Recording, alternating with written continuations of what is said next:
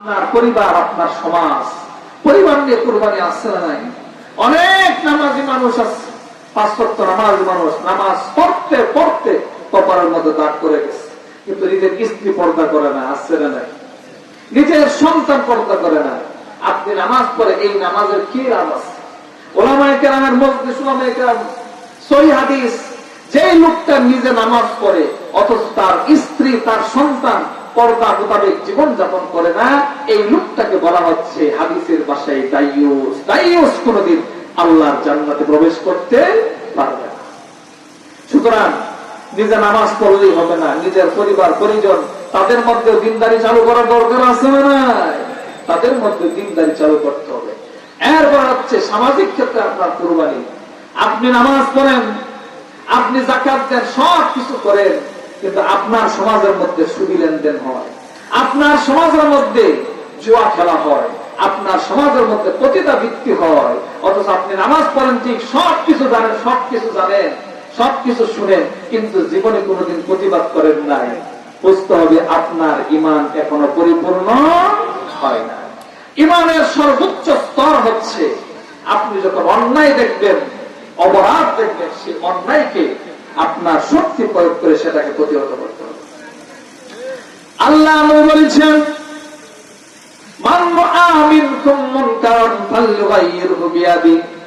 যখন তোমাদের মধ্যে কেউ অন্যায় দেখে, অপরাধ দেখে, সেই অন্যায়টা দেখার পর সেই লোকটা যেন নিজের শক্তি প্রয়োগ করে, নিজের ক্ষমতা প্রয়োগ করে সেই অন্যায়টাকে বন্ধ করে দেয়। আপনি দুর্বল, আপনার ক্ষমতা নেই, আপনার পাওয়ার নাই, পজিশন নাই, আপনি অন্যায়ের প্রতিবাদ করতে পারেন না। এরপরে তাহলে অন্তত মুখ দিয়ে বলুন, মুখ দিয়ে বলে হলে অন্যায়ের প্রতিবাদ করতে হবে। মুখ দিয়ে বলার সাহস নাই, ক্ষমতা নাই,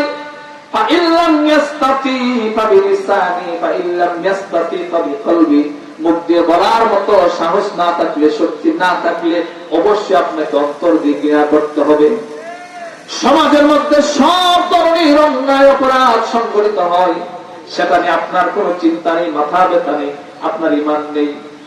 অন্তত পক্ষে আপনি যদি অন্তর দিয়ে ঘৃণা করেন, তাহলে সেটাও আপনার ঈমানের একটা স্তর থাকবে। আর যদি অন্তর দিয়ে আপনি ঘৃণা না করতে পারেন, আপনি ঈমানদারের কাতার থেকে আপনার নামটা চলে যাবে। ওয়াতাওয়াসাউ বিল হাক্কি ওয়াতাওয়াসাউ বিস-সাবর। ঈমানদারের আলামত হচ্ছে আপনি যেখানে অন্যায় দেখবেন সেখানে প্রতিবাদ করবেন। আর অন্যায়ের প্রতিবাদ করতে গেলে আপনার উপর একটু জুলুম আসতে পারে, জুলুম আসতে পারে, নির্যাতন আসতে পারে, মামলা হতে পারে, জেল হতে, জুলুম হতে পারে, এটাই স্বাভাবিক, ঠিক কিনা? নবীরা অন্যায়ের বিরুদ্ধে বলার কারণে তাদের বিরুদ্ধে লোকেরা চলে গিয়েছে, সমাজ পতিরা তাদের বিরুদ্ধে চলে গিয়েছে, নবীদেরকে জেল সহ্য করতে হয়েছে, জুলুম সহ্য করতে হয়েছে, কারাবরণ করতে হয়েছে, কারাবরণ সহ্য করতে হয়েছে, তাদের বিরুদ্ধে মামলা হয়েছে, ঠিক কিনা? আপনি যখন অন্যায়ের বিরুদ্ধে বলবেন, আপনার বিরুদ্ধে মামলা হতে পারে, হামলা হতে পারে, হোক, সমস্যা নেই। বিনিময়ে সমস্ত নবীদের একটা সুন্নত আপনি অটোমেটিকলি আদায় করতে পারবেন। জোরে বলো ঠিক না বেঠিক? ওয়াতাওয়াসাউ বিল হাক্কি ওয়াতাওয়াসাউ বিস-সাবর। হকের কথা বলতে হবে, আর এই হকের কথা বলতে গিয়ে আপনার উপর জুলুম আসবে, নির্যাতন আসবে, আর এই সমস্ত জুলুম সহ্য করা, নির্যাতন সহ্য করা, এটা হচ্ছে ঈমানদারের লক্ষণ। আমার ভাইয়েরা, সামাজিক ক্ষেত্রে আপনার কুরবানি আছে, অন্যায় অপরাধ দেখলে সেটাকে প্রতিহত করতে হবে। এরপরে রাষ্ট্রীয় ক্ষেত্রে আপনার কুরবানি আছে না নাই? আপনার জীবনে কোরআন আছে, ব্যক্তি জীবনে কোরআন আছে, ব্যক্তি জীবনে নামাজ আছে, ব্যক্তি জীবনে সুদী লেনদেন নাই, জীবনে কোনদিন সুদ খান না, কিন্তু রাষ্ট্রীয়ভাবে সুদী লেনদেন আছে না নাই? ব্ল্যাক মানি আছে না নাই? হারাম সব সময় হারাম।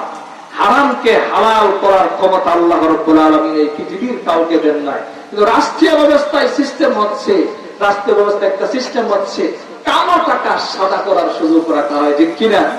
আমাদের দেশে যখন প্রতি বছর বাজেট ঘোষণা করা হয়, বাজেটের মধ্যে কালো টাকাকে সাদা করার সুযোগ রাখা হয়। তার মানে সুদের মাধ্যমে, ঘুষের মাধ্যমে, দুর্নীতির মাধ্যমে, চুরির মাধ্যমে টাকা অর্জন করেছে, অর্থ উপার্জন করেছে, রাষ্ট্রকে ফাঁকি দিয়েছে, ট্যাক্স দেয় নাই। এখন অন্য কোন একটা উপায়ে এটাকে তারা সাদা করার সুযোগ রেখে দিল। ইসলাম কি অধিকার কাউকে দিয়েছে? ইসলাম এই অধিকার কাউকে দেয় নাই। এজন্য সুদী লেনদেন দেখে শুধু আপনি বাঁচতেই হবে না, আপনার সমাজ, আপনার রাষ্ট্র যেন কোরআনের যে অর্থনৈতিক সংজ্ঞা দেওয়া হয়েছে, কোরআনে কারিমে যে অর্থনৈতিক ধারা দেওয়া হয়েছে, এই অর্থনৈতিক ধারা চালু করার জন্য, রাষ্ট্রের মধ্যে চালু করার জন্য আমার চিন্তা চেতনা মেহনতের দরকার আছে না? না, এর নাম হচ্ছে রাষ্ট্রীয় কুরবানি।